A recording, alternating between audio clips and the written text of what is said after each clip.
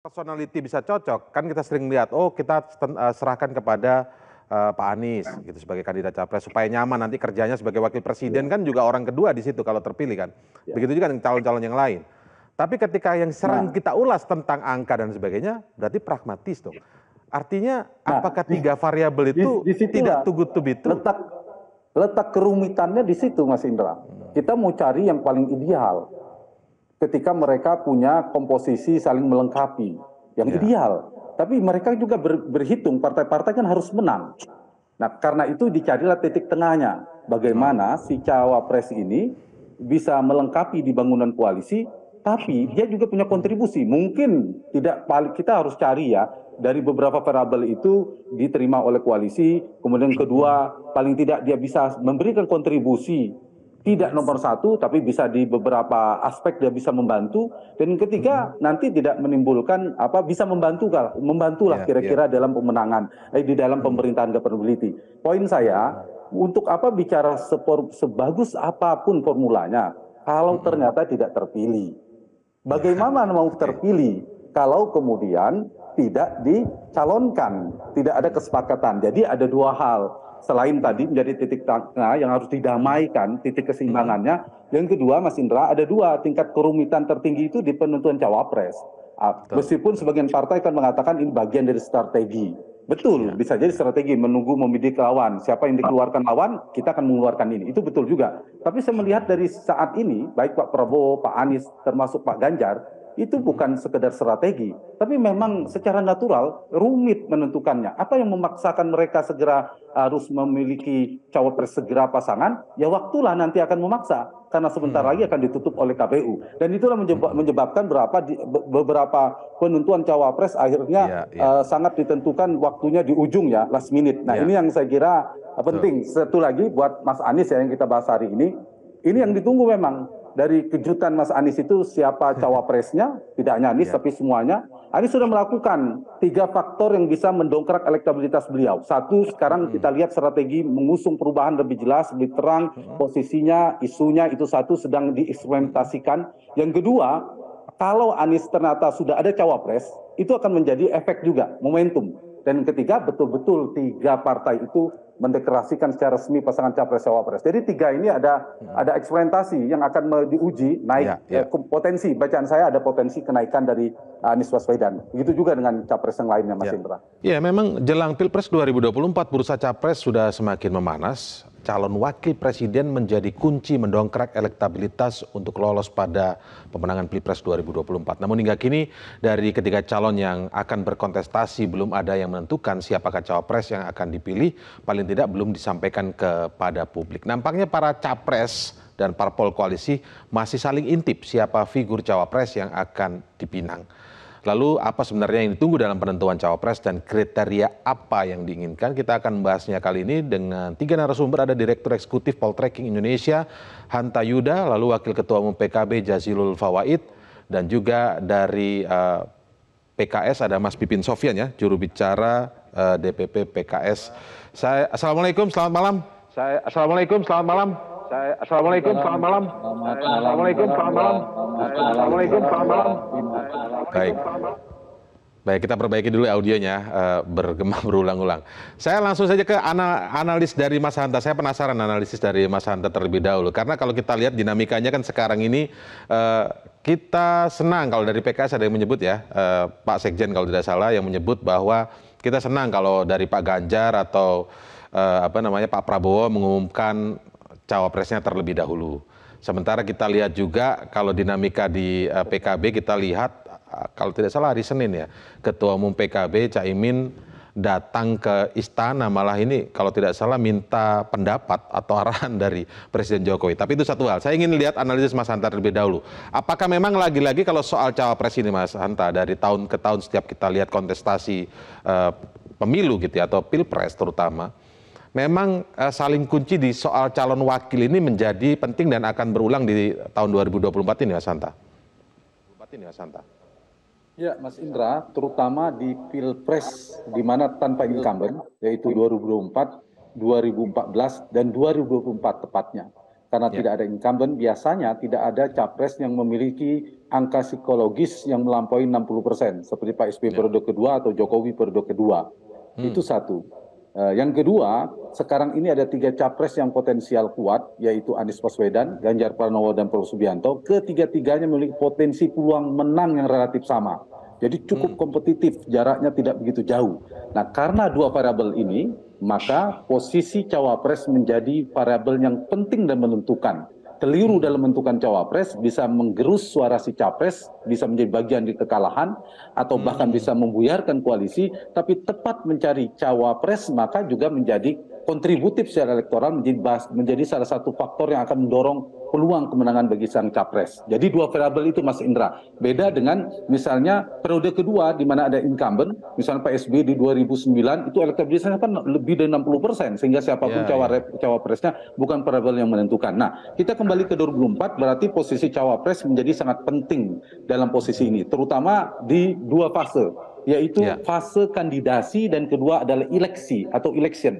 Soal kandidasi terutama termasuk Mas Ganjar meskipun sudah punya golden ticket PD Perjuangannya, tapi sama Pak Prabowo dan Pak Anies itu juga membutuhkan boarding pass yang cukup untuk melakukan take off di bulan Oktober, running bertarung sebagai capres berpasangan. Sehingga saya kira bagaimana mencari komposisi si cawapres yang bisa diterima oleh bangunan koalisi, kemudian menyolidkan koalisi, artinya si cawapres harus memiliki tingkat akseptabilitas, tingkat di penerimaan dari para ketua umum partai yang cukup kuat. Itu satu. Yang kedua dari sisi election, terkait dengan winning di election. Bagaimana si cawapres harus kontributif secara elektoral. Dia harus melengkapi si capres untuk memenangkan pertarungan. Dan yang ketiga, barulah kita bicara secara normatif, dibutuhkan personalitas yang saling melengkapi secara kompetensi, secara pengalaman, seterusnya. Tapi sebelum governability tadi, soal yang ketiga setelah terpilih, harus memastikan si cawapres punya kontributif secara elektoral sehingga bisa memenangkan pertarungan. Tapi sebelum bicara menang, mereka juga harus punya kesepakatan bisa didukung oleh sebuah partai politik atau gabungan partai politik. Jadi gitu. Variabel-variabel yang dibutuhkan oleh cawapres. 3 variabel yang digambarkan Mas Hanta itu kok menurut saya terdengar, tapi Mas Hanta bisa menjelaskan juga, seperti too good to be true ya. Karena kalau dari satu sisi kita bicara elektoral atau akseptabilitas dari kandidat cawapres tersebut, itu kan pragmatis artinya kan. Ketika bicara tentang bagaimana personality bisa cocok, kan kita sering lihat, oh kita serahkan kepada Pak Anies gitu sebagai kandidat capres supaya nyaman nanti kerjanya sebagai wakil presiden, kan juga orang kedua di situ kalau terpilih kan. Begitu juga dengan calon-calon yang lain. Tapi ketika yang sering kita ulas tentang angka dan sebagainya, berarti pragmatis dong. Artinya apakah 3 variabel itu tidak too good to be true? Letak kerumitannya di situ Mas Indra. Kita mau cari yang paling ideal. Ketika mereka punya komposisi saling melengkapi, yang ideal. Tapi mereka juga berhitung, partai-partai kan harus menang. Nah, karena itu dicarilah titik tengahnya. Bagaimana si cawapres ini bisa melengkapi di bangunan koalisi, tapi dia juga punya kontribusi. Mungkin tidak, kita harus cari ya, dari beberapa variabel itu diterima oleh koalisi, kemudian kedua, paling tidak dia bisa memberikan kontribusi. Tidak nomor satu, tapi bisa di beberapa aspek dia bisa membantu. Dan ketiga, nanti tidak menimbulkan bisa membantulah kira-kira dalam pemenangan, di dalam pemerintahan governability. Poin saya, untuk bicara sebagus apapun formulanya, kalau ternyata tidak terpilih. Bagaimana mau terpilih kalau kemudian tidak dicalonkan, tidak ada kesepakatan. Jadi ada 2 hal. Selain tadi menjadi titik tengah yang harus didamaikan, titik keseimbangannya. Yang kedua, Mas Indra, ada 2 tingkat kerumitan tertinggi itu di penentuan cawapres. Meskipun sebagian partai kan mengatakan ini bagian dari strategi. Betul, bisa jadi strategi menunggu membidik lawan. Siapa yang dikeluarkan lawan, kita akan mengeluarkan ini. Itu betul juga. Tapi saya melihat dari saat ini, baik Pak Prabowo, Pak Anies, termasuk Pak Ganjar, itu bukan sekedar strategi, tapi memang secara natural rumit menentukannya. Apa yang memaksakan mereka segera harus memiliki cawapres segera pasangan? Ya waktulah nanti akan memaksa, karena sebentar lagi akan ditutup oleh KPU. Dan itulah menyebabkan beberapa penentuan cawapres akhirnya sangat ditentukan waktunya di ujung ya, last minute. Nah ini yang saya kira penting. Satu lagi buat Mas Anies ya yang kita bahas hari ini yang ditunggu memang. dari kejutan Mas Anies itu siapa cawapresnya, tidak hanya Anies tapi semuanya. Anies sudah melakukan 3 faktor yang bisa mendongkrak elektabilitas beliau. Satu, sekarang kita lihat strategi mengusung perubahan lebih jelas, lebih terang, posisinya, isunya itu satu sedang dieksperimentasikan. Yang kedua, kalau Anies ternyata sudah ada cawapres, itu akan menjadi efek juga, momentum. Dan yang ketiga, betul-betul 3 partai itu mendeklarasikan secara resmi pasangan capres cawapres. Jadi 3 ini ada eksperimentasi yang akan diuji naik potensi, bacaan saya ada potensi kenaikan dari Anies Baswedan. Begitu juga dengan capres yang lainnya, Mas Indra. Singkat saja dari Bang Hanta. Bang Hanta, sebenarnya kalau mengumumkan sejak dini dari sekarang, katakanlah nama-nama itu sebenarnya sudah ada begitu. Tapi mengumumkan sejak dini dari sekarang jauh-jauh hari dalam konteks kepentingan masyarakat mengetahui lebih lama, lebih jauh lebih lama siapa yang akan maju nanti untuk 2024. Tapi apakah memang akan ada bisa ruginya bagi partai politik, kandidat atau koalisi partai politik yang mengusung calon-calonnya itu? Karena mungkin bisa saja jangan-jangan kalau muncul lebih awal bisa ada dijegal dan lain sebagainya. Apakah mungkin seperti itu, Bang Hanta? Iya, betul, ada plus minusnya. Tapi dari sisi publik, dari sisi pemilih tentu kita punya diuntungkan dan itu punya waktu untuk meningkatkan elektabilitas. Tergantung strategi yang dipilih oleh setiap partai sebenarnya, Mas Indra. Tapi yang sekarang ini saya lihat bukan lebih pada strategi ya. Lebih pada memang ada kerumitan dalam menentukan cawapres. Tadi ini sedikit ya. Mas Pipin tadi mengatakan, ya cari cawapres yang bisa menguatkan koalisi. Artinya jangan sampai bubar. Kemudian Pak Jazilul tadi berulang-ulang, Caimin lah yang menentukan. Jadi kalau dikembalikan ini tema yang dibikin oleh Mas Indra, oleh Metro TV ini persis tepat sekali. Capres dikunci, cawapres jadi kuncian.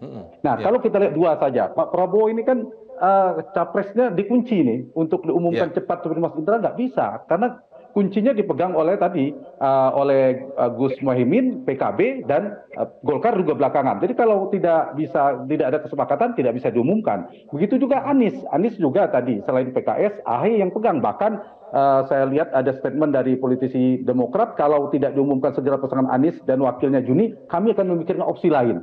Nah, begitu juga dengan PKB, ada beberapa gerakan opini-opini politik yang dimunculkan. Jadi Mas Indra, menurut saya memang kunci ini tergantung ada 3 nanti.